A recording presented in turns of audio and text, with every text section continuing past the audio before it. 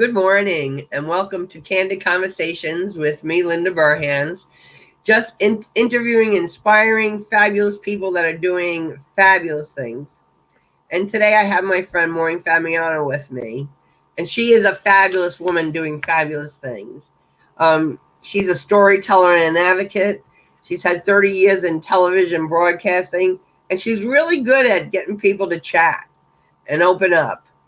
So Maureen, tell us a little bit about yourself and let's talk about how you first got interested in storytelling.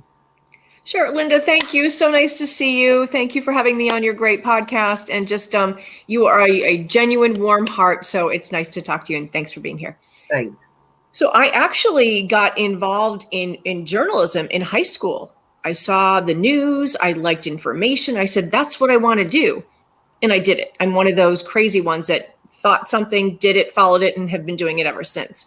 And for me, it is about the story. And news was, often quite negative, but it's the story behind maybe the not so good story that I would try to find. And as a reporter early on, going out to the hard stories where, perhaps it was, in the Iraq War that I would have to go to the house where the son or daughter didn't come home. It was my job and my purpose to let's get to know who that person was. And I listen well, like we were talking, and I care, and people sensed that they would open up to me and tell me things that they would tell me they hadn't told anybody in a long time. They'd never shared with anybody. So I was kind of onto something, just having people tell their stories. It matters, giving them a forum to listen. So in my career, I kept following my passion of reporting first and then into producing news and then morning show television.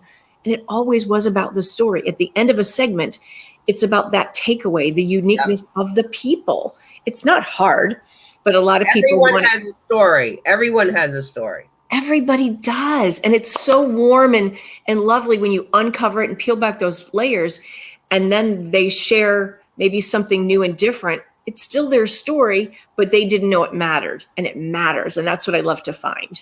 Well, even when you share your story with just one person, it makes a difference in that relationship with that person now, because you've shared something, your story. And it's the connections. If we all shared stories more, I think we would understand each other better. We would have a little bit more patience, maybe.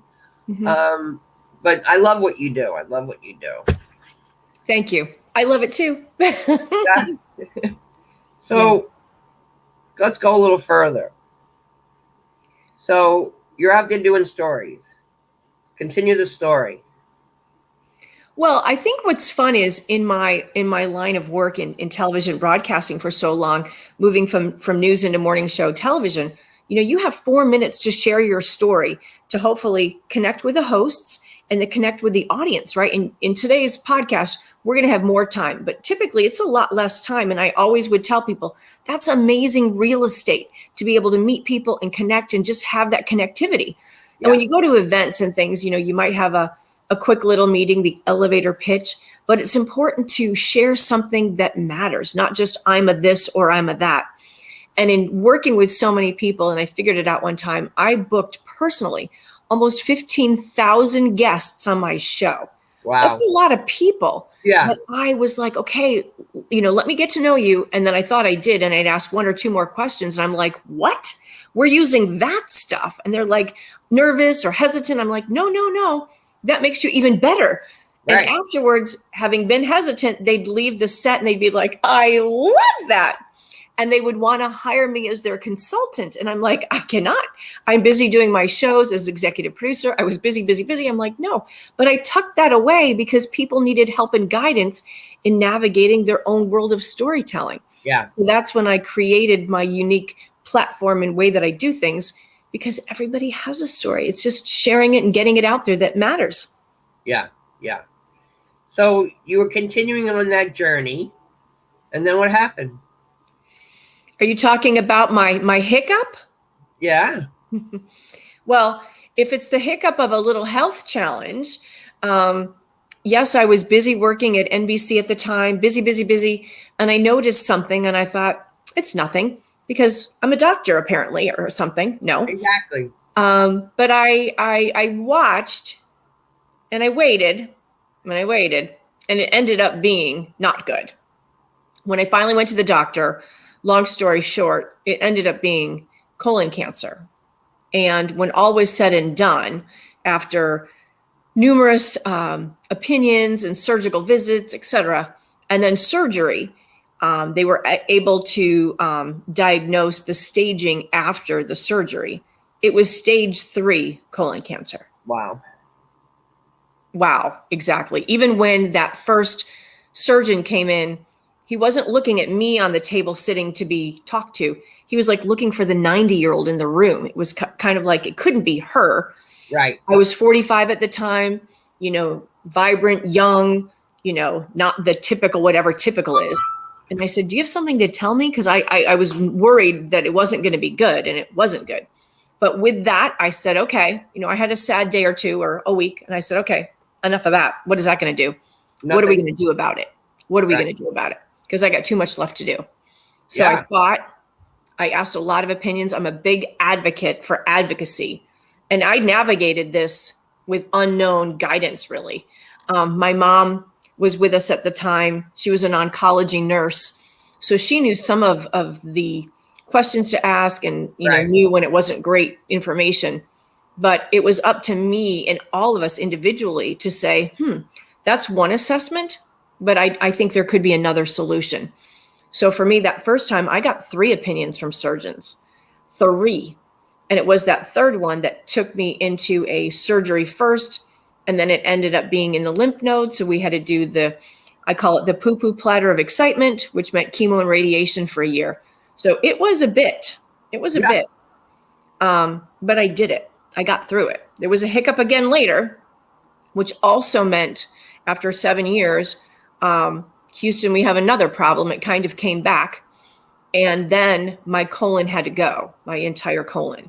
So that meant, if anybody's listening, they understand what that means. It's an ileostomy. And I said, while some people live amazing, creative, abundant lives with it, I would like to see if there was a solution without it. So it was the 4th opinion, that I asked to talk to somebody who was apparently at the time a specialist in Tampa Bay, but in the Southeast. And he said, we can try something. And I said, don't tell me just because you think I want to know, even though I do want to know. I'm a pretty tough cookie, but I'm a straight shooter too. And he said, I wouldn't tell you if I think we couldn't do it. I said, that's good enough for me. And it worked. I had an ileostomy for 6 months because it had to heal. What he created had to heal. So I know that journey. I know that I can appreciate those who have to go through that. People learn from you. You have to ask questions. You can't just settle. When you go buy a car, do you buy the first one you walk in and see? No. When you buy a house, this is your health. You can get as many opinions as you want. And look what happened with you getting more than one opinion. It's so true. And that's what I tell people, that, you have to be your own advocate. You have to feel what's best for you. There is no right answer. There isn't. It's just what works best for you. And they never knew that I was not appreciating their opinions, right? I just didn't go back. But at the end of the day, I felt really good about the decisions I was making, right or wrong. And it proved to be, in my opinion, right. I'm now 12 years past the first diagnosis and almost 5 past my colon removal. I say I'm colonless, but I have an exclamation behind my name because look out, people. You're right. So, but I think, and Linda, we've talked. One more thing about that. 4 opinions is exhausting too. It's hard. So anyone that's listening to this, if you need somebody to hold your hand when you go to get that first opinion or that second opinion or that third opinion, do it. Don't back up from it just because it's tiring, because it can make a difference in your life. It does, Linda. And I tell people all the time, because I share this story, and I'm probably going to get a call after this. And that's fine, because I think partly why I'm still here is because the good Lord above wasn't done with me. He knew I could take my journey and help others in a journey similar, be it whatever. I say everybody has an it. This happened to be my it. Everybody listening has their own it. But when you get to that diagnosis or question, I say first, don't wait. Do not wait.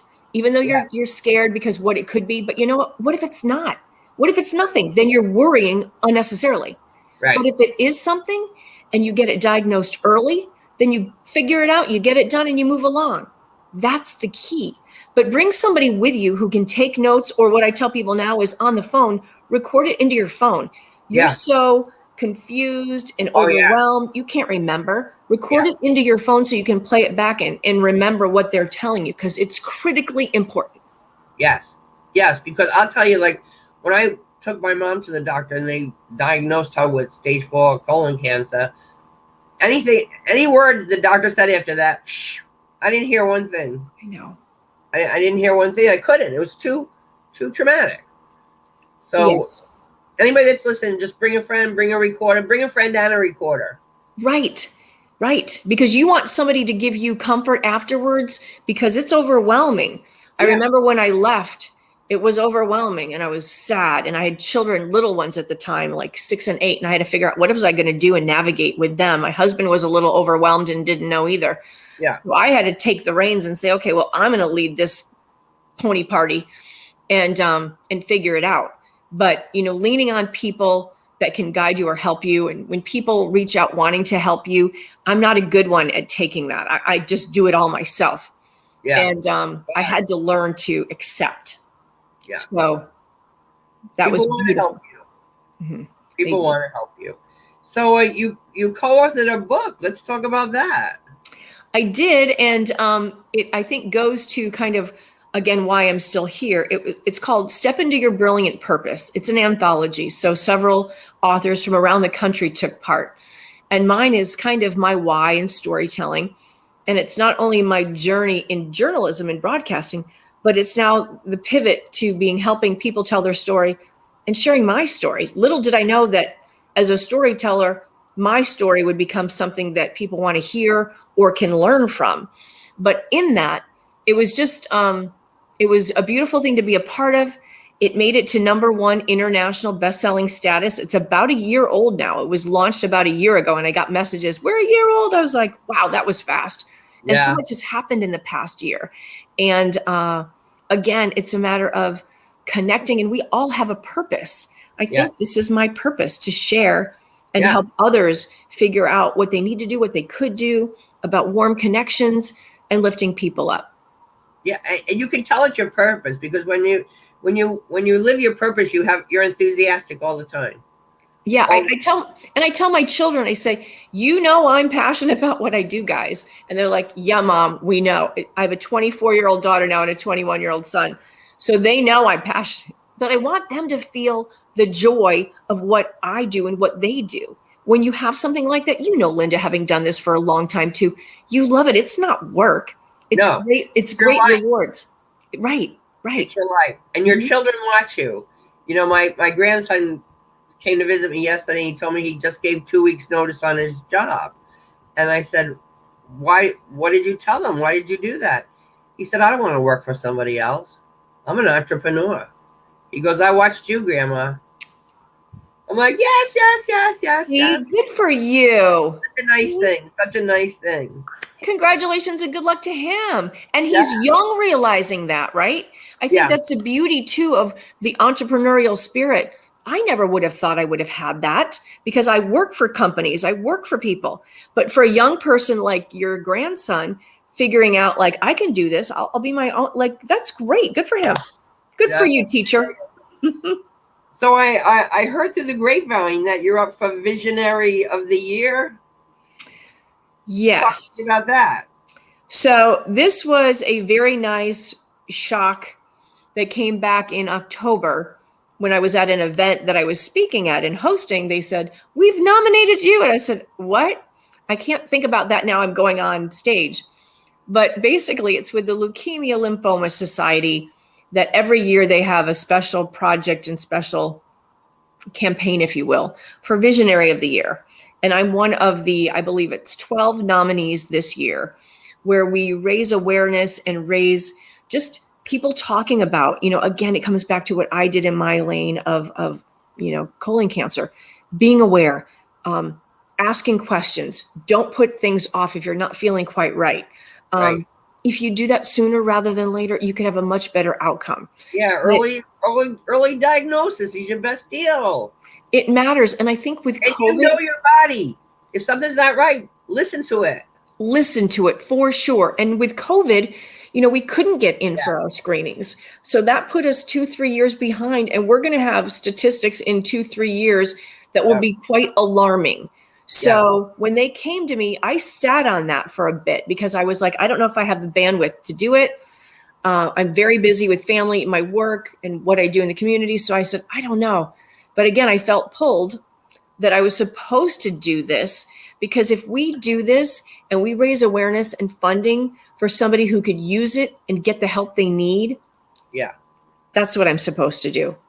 So it started about 2 weeks ago. It runs through May 5th. And I'm having an event on April 4th. And it's just raising awareness. My daughter had a friend in high school who was diagnosed as she went to college, 21 years old. Oh my goodness. We were all shocked. What?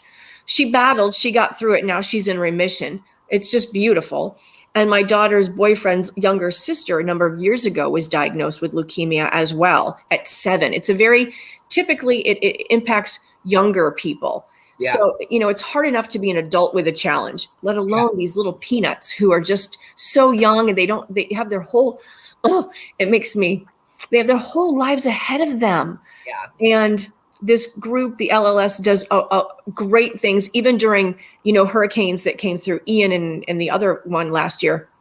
I was talking to this young lady recently. I said, I'm doing a project now with them, raising awareness.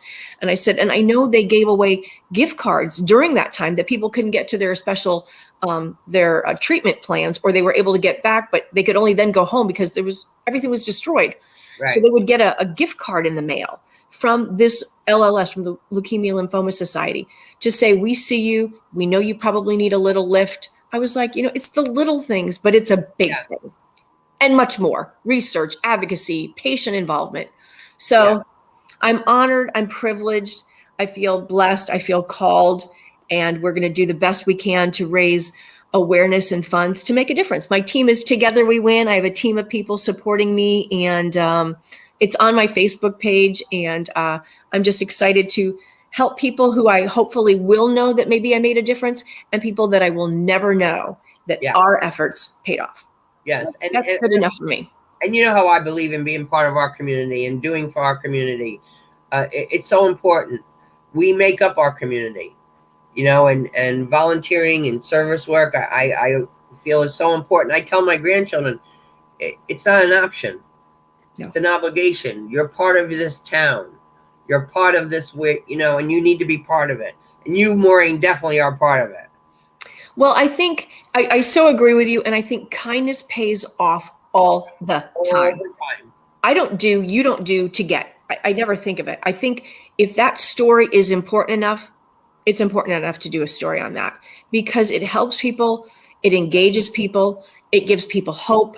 It gives people a purpose. That I think of it kind of as a Brady Bunch box. If you do 2 good things and then they do 2 good things, it's the Brady Bunch box of growth. I mean, kindness works, positivity works. And if everybody did a little bit every day, wow. It'd be a different world. And I want to surround myself with those people that do that every day. It makes the world a better place. It does. Absolutely. So where can our listeners find you? And what is the last thing you would like our listeners to hear today? Well, they can find me on social media. That's my name, Maureen Famiano. F as in Frank, Amiano. It's not a simple last name.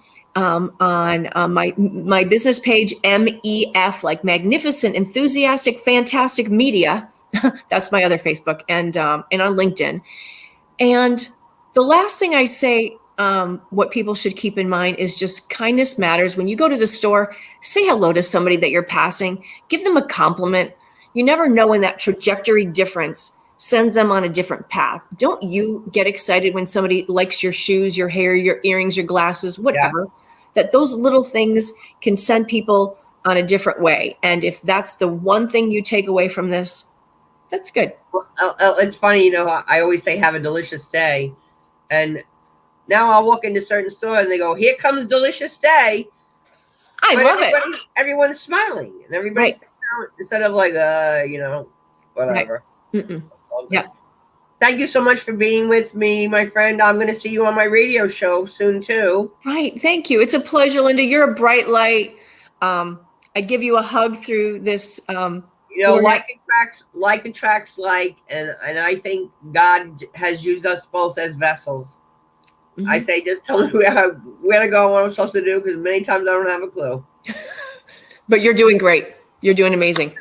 Thank you. Thank you, Linda. Have a great day. Have a delicious day. Delicious day. Bye. Bye.